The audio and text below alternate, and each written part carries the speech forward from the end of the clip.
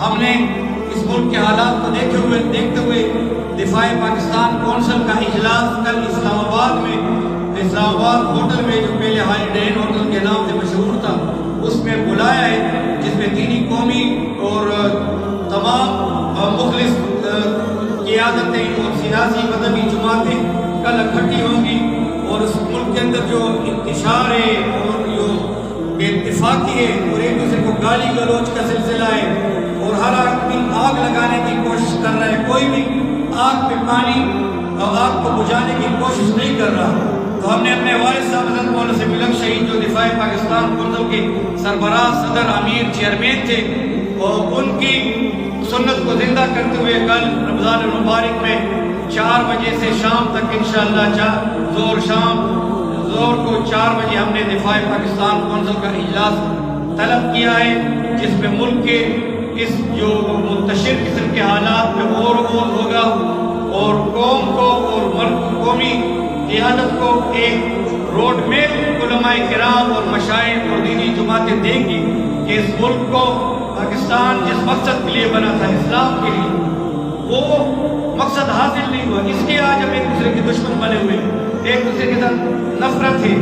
اور لیمو کی کرواٹ ہے، کوئی بھی شہد کی مٹھاس کی طرف قدم نہیں بڑھا رہا،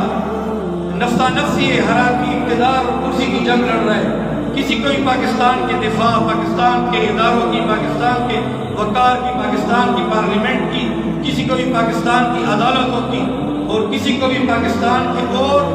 چاروں صوبوں کی اور ان کے منتشر ہونے کی فکر نہیں ہے، اپنی اپنی کرسی اور اقتدار اور دھن اور دولت اور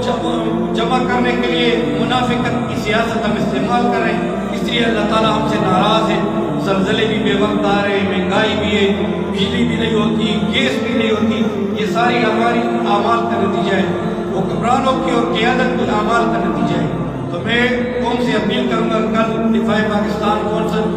جو 2-3 سال کے بعد منعقد ہونے جا رہی ہے اسلام آباد میں، قومی قیادت کو میں دعوت دے رہا ہوں، اس اپنی اسپیچ کے ذریعے، اپنی تقریر کے ذریعے، اور print media, electronic media, social media کو میں دعوت دے رہا ہوں کہ وہ دفاع پاکستان کونسل کے اسلام آباد ہالیڈے کے ہوٹل کو کل جو ہوگا انشاءاللہ اس میں وہ 4 بجے شروع ہوگا،